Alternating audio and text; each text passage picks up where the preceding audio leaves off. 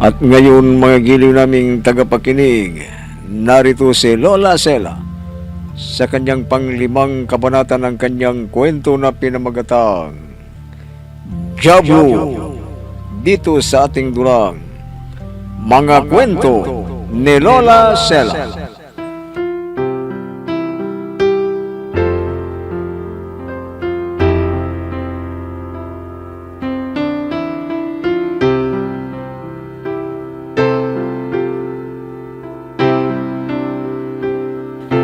Narinig ni Victor ang tinig ni Doña Ninita na humihingi ng tulong.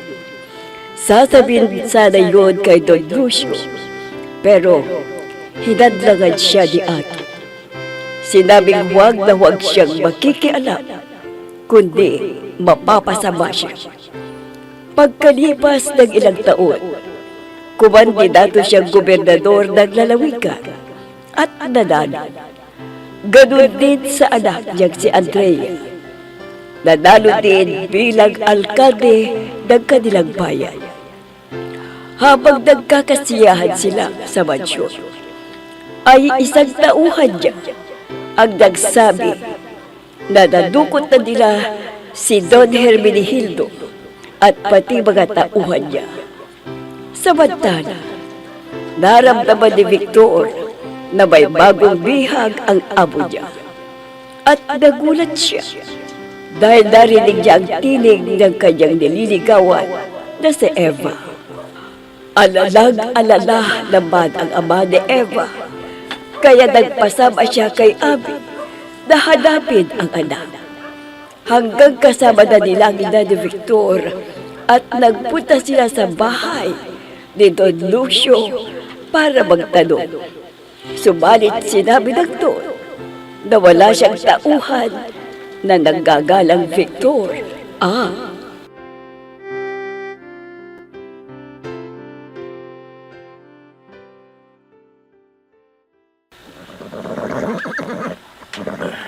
Sige, bababa na tayo para makausap ko na ang aking anak. Itatanong natin sa kanya kung nakita niya si Eva. Sige, mauuna na akong bababa. Oops! Halika na, ame. Bumaba na rin tayo. Dadan. Sige. Tayo na.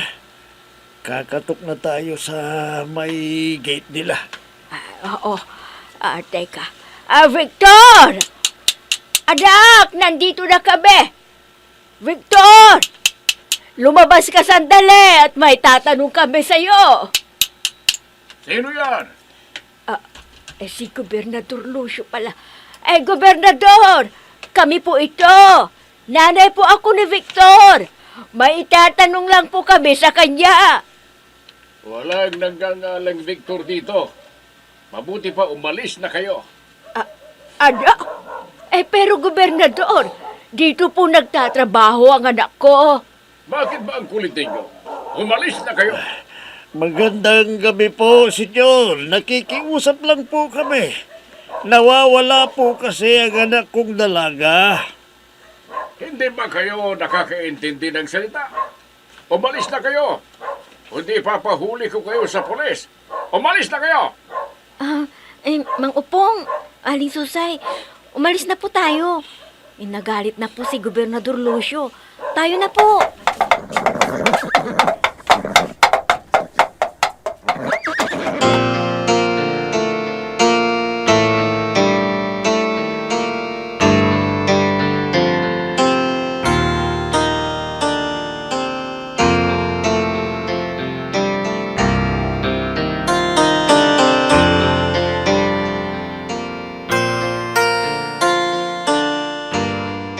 Lucio!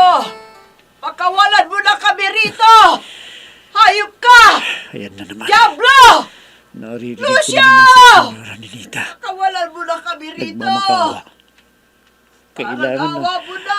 makapasok ako sa kinaroroonan nila na hindi alam ni Kuya Ato na maghuhukay ako.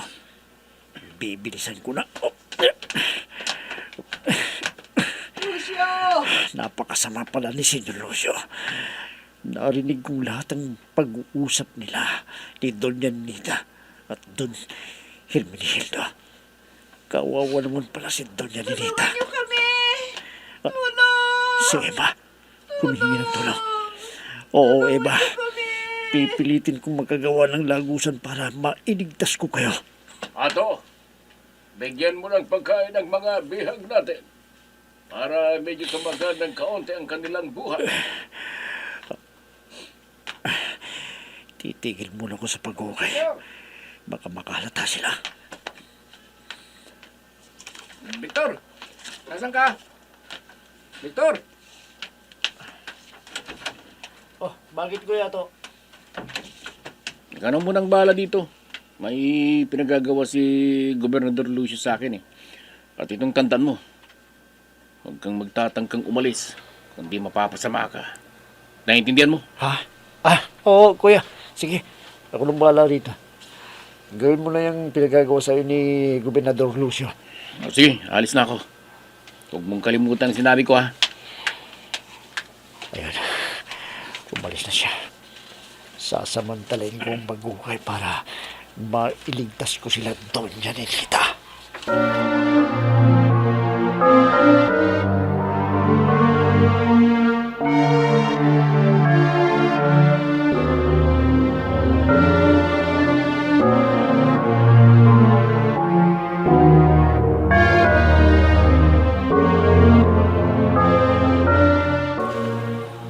Andrea Iha, galing dito ang ina ni Victor at kasama ang ama ng isa nating bihag na babaeng tauhan ng ninong mong si Don Hermenegildo.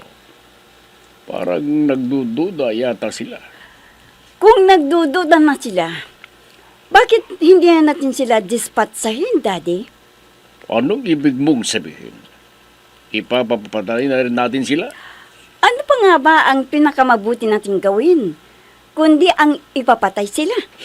Para wala ng ibang nakakaalam ng ginagawa natin. Hindi ba, Daddy?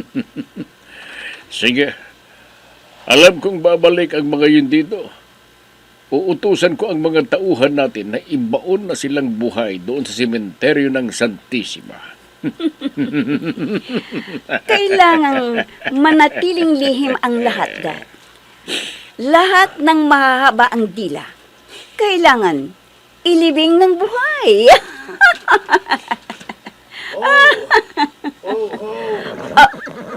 Ha? Daddy? Naririnig mo ba yung narinig ko? Oy, ayan na sila. Sinasabi ko na nga ba babalik sila. Daddy, tawagin na ang mga tauhan natin at hulihin ang mga yan at dadalhin sila doon sa sementeryo ng Santissima at ilibing sila ng buhay. Ato, Ano po yun, Gobernador?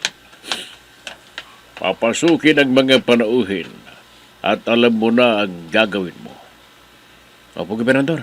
Ako na pong bahala sa kanila.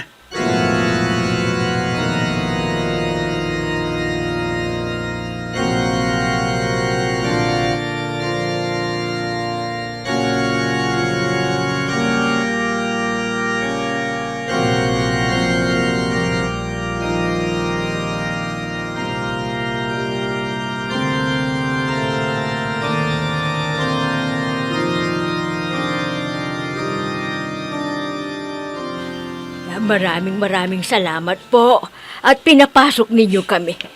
Gusto lang sana naming makausap ang anak ko, si Victor po. Si Victor? Ay, naku. Matagal nang hindi nagagawi dito ang taong yun. Ano? Pero kahapon lang galing sa bahay at sinabi sa akin na marami raw pinapagawa si gobernador sa kanya. Ano po? Naku. Nagsinungaling ang anak po ninyo. Matagal nang hindi nagtatrabaho dito. Balita ko doon na nagtatrabaho sa punerarya ni Don Hermenegildo. Ano? Nasaan ang anak ko? Nasaan si Victor? Kuya, nung isang araw nadaanan ko pa siya dito Nakausap ko pa. Sabi nga sa akin abala raw siya sa maraming bangkay na... Bakit bang kulit ninyo? Ang hirap ninyong kausap. Ato, yung sinabi ko sa'yo, gawin mo na. Opo, Gobernador. Sige, pumasok kayo sa kwarto na yun. Bilisan ninyo!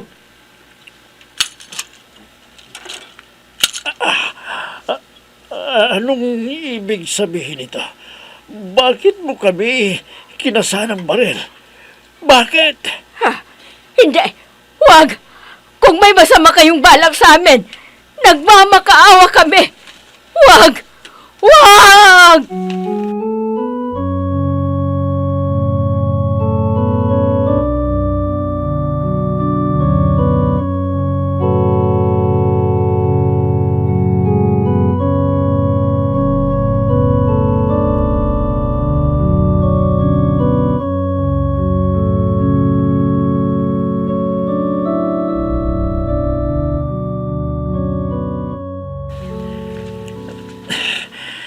Nangawit ng mga kamay ko. Pero malalim na itong nahukay ko. Kailangan na magagawa pa ako ng butas na lagusan para mailigtas ko silang lahat. Ato, nagawa mo na ba ang pinagagawa ko sa'yo? Opo, Gobernador. Tapos na po. Ano naman kayang ipinagawa ni Sr. Lucio kay Kuyato? Daddy, huwag niyo nang patagalin pa. Ilibingan niyo sila ng buhay doon sa sementeryo ng Santissima. May pinapalibing sila ng buhay sa sementeryo ng Santissima. Sino ko yan? Pinapalibing nila. Sino?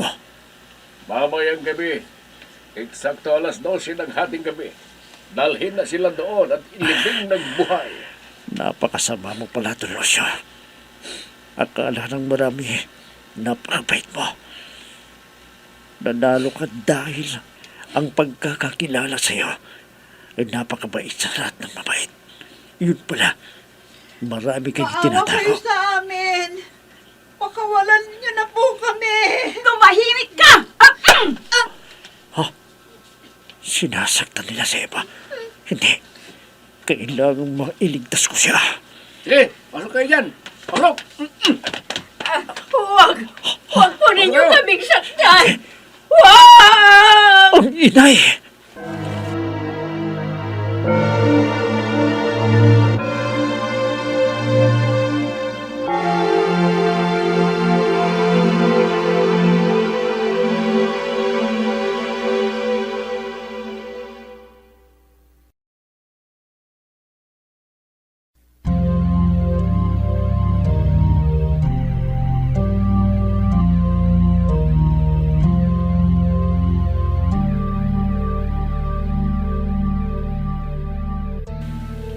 Ato, nasaan si Victor?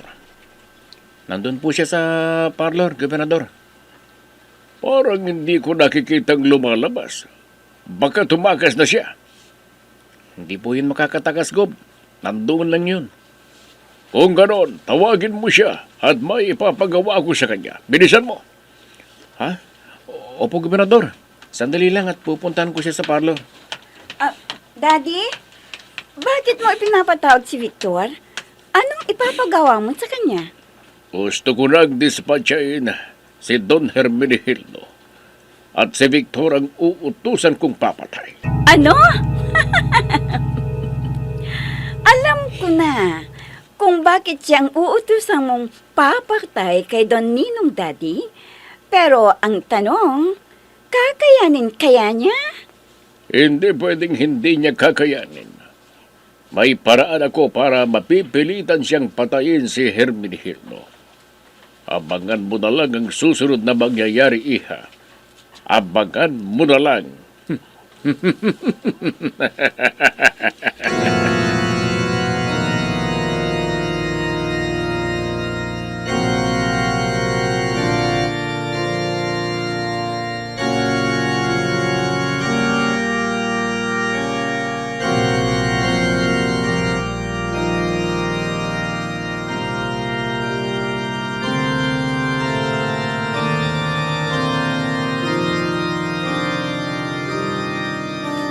Itay, papaano na tayo dito?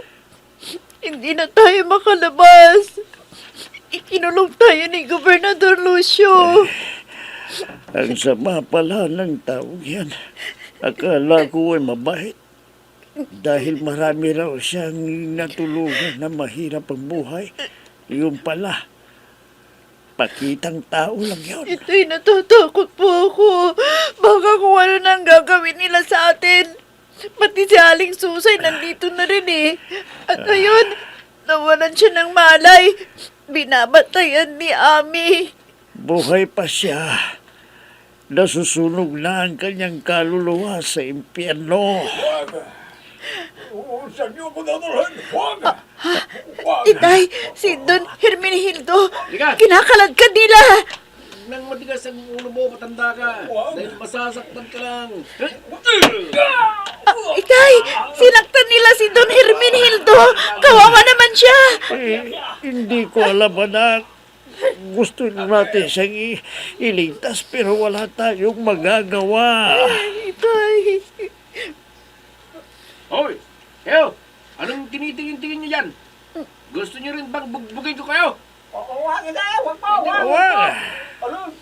Ikaw na matanda ka. Halika na. Huwag kang magmatigas, kundi malulumpo ka. Halika na. Itay, tingnan nyo. Kawawa naman si Don Hermenegildo. Ano kayang gagawin sa kanya? Ano, Itay? Hindi ko alam. Hindi natin siya maililigtas. Wala tayong magagawa. Itay, kailangan makatakas tayo dito. Kundi, baka papatayin tayong lahat.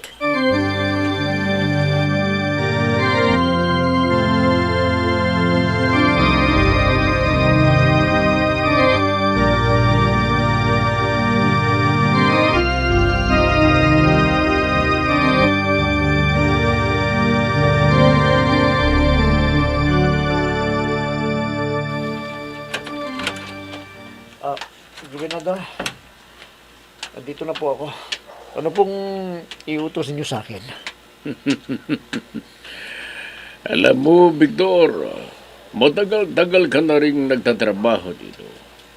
At alam kong may mga alam ka na tungkol sa akin. Hindi ba? Wala pa akong alam sa inyo. Gobernador, wala po. Sinungaling! Gobernador, yan na po si Don Hermenegildo.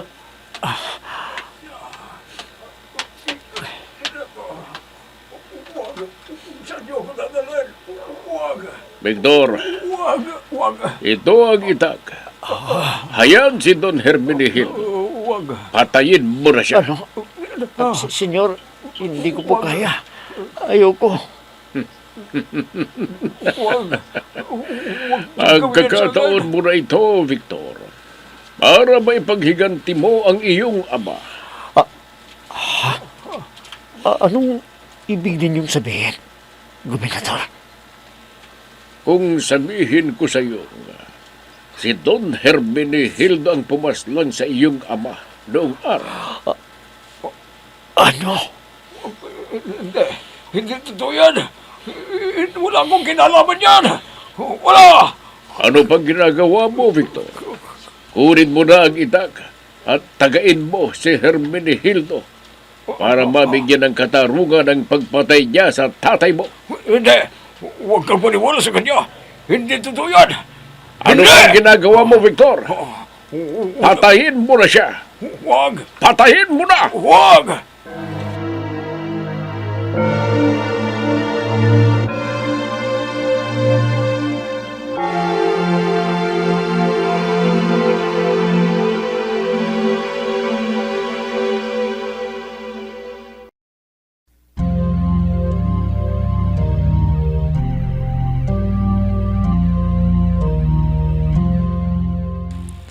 Papatayin kaya ni Victor si Don Hermenegildo. Magiliw naming tagapakinig, abangan ang huling kabanata ng ating kwento na pinamagatang Diablo dito sa ating dulang.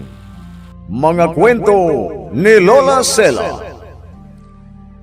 Mga nagbigay buhay sa ating dula: Myra Abrihal Narnola, Susan Malignem, Ami Diaz, Oscar Ora, Robert D. Guzman, Jun Cabato, Eva Alcoreza. Technical Supervision at Musika, Oscar Ora. Nilapatan ng tunog, Robert D. Guzman. Sa panulat at direksyon, Emma Dalupe. Mga kwento ni Lola Sela. Inihahandog ng IFRE Recording Studio para sa pambansang radyo ng Pilipinas, Bombo Radio, Philippines.